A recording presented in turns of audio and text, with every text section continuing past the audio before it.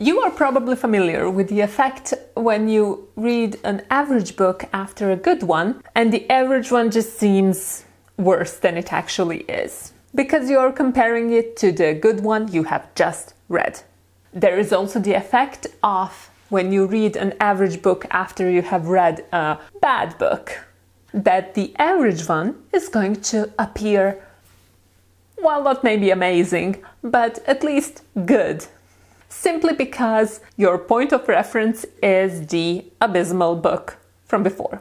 Today I'm not talking about any of those effects. No. I wish it were that simple.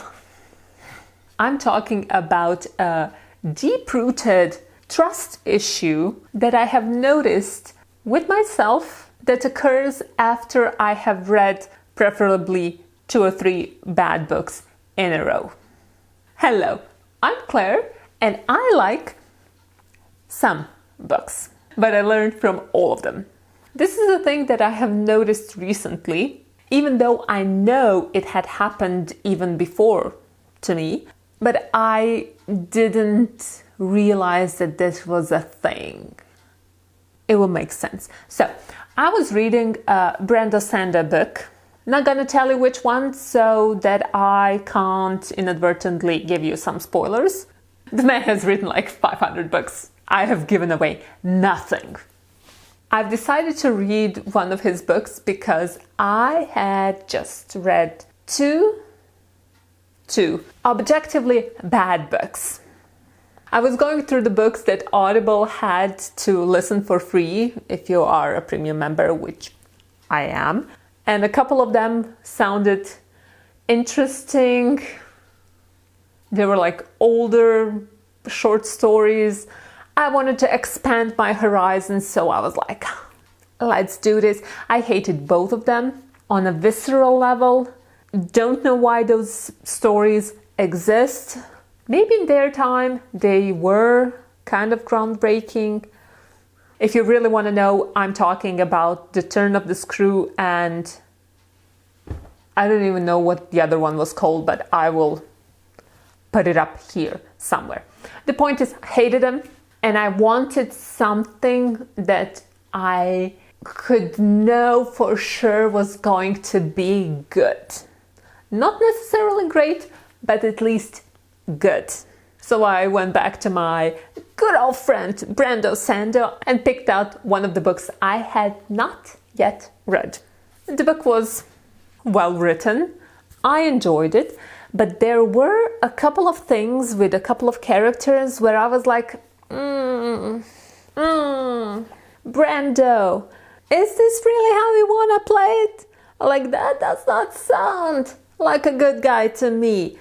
But okay, people still seem to love you. I want to hear what you have to say.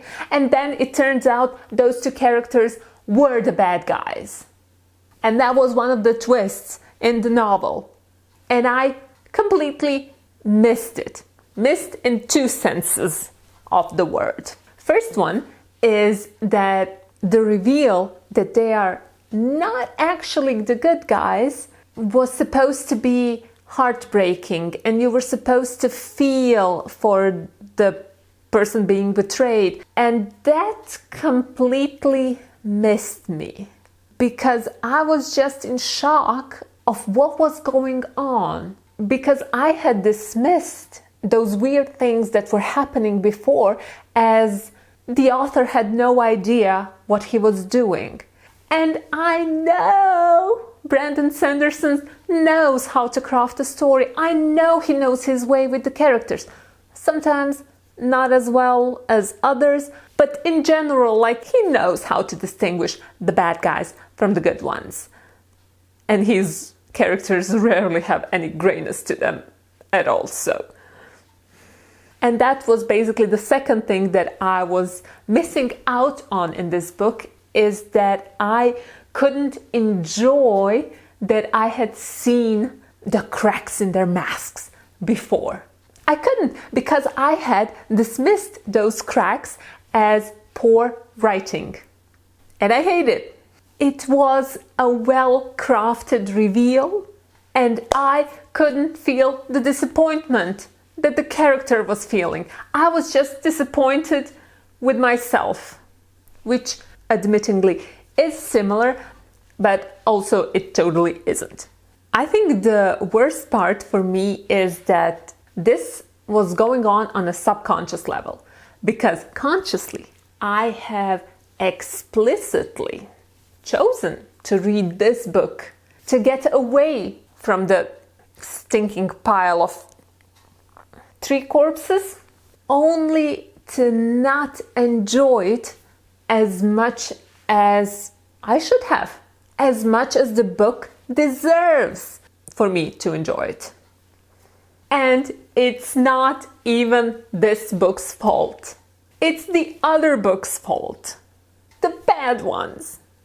Because they have primed me to expect nothing from the author. Nothing. On the plot level, on the character level, overall. Nothing. So I came into this good book expecting that the author does not know what he's doing. So instead of delighting in finding the little details he has put, like breadcrumbs for me to find, to maybe get to the final conclusion with, or even maybe before, the characters of the book, I had none of that. I ignored the breadcrumbs. The reveals were just there. I didn't feel them as much as I wanted to. I want to feel enraged with the characters and not at the book. And especially not at the book I was previously reading, that has not only taken away the time I have spent reading that book, no, it has also ruined the next good book that I was reading, just for funsies, while I'm not entertained.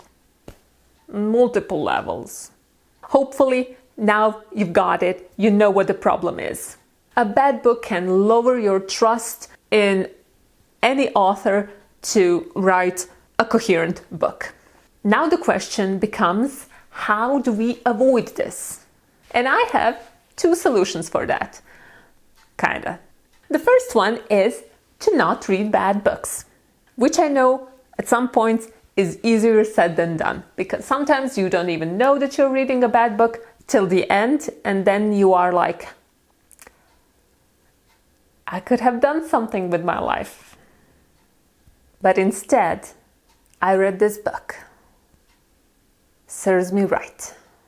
In case you are having trouble DNFing books, I would recommend you try the Comet test, which I have a video on. And it should help you put a book down if it deserves putting down. And yes, many of them deserve it. Way more than you think. For the sake of the next book you're going to read, don't bother with the bad ones. Just don't. And then the second thing you can do to avoid this effect is to read books from an author in a row. For me, it's easy peasy lemon squeezy right now, because I am reading Brandon Sanderson, so I'm gonna be at it for a while. Might actually need to take a break at some point. But yeah, if you're reading books from the same author, assuming that the writing is similar in those books, the trust you have built up is going to remain, and you will be able to enjoy the book in its entirety. And even if you are not able to always escape this effect, I think that simply knowing about it can help you mitigate it.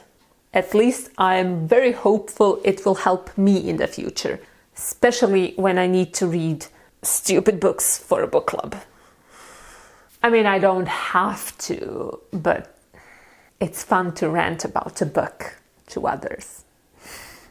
Until the next time you click on one of my videos, bye-bye. I'll go back to reading now. I think I have only 10 hours left of the Brando Sando book I'm currently listening to, which means, this is it. This is the photo finish. I need to know how it will end in 10 hours. Those books need to be trimmed down.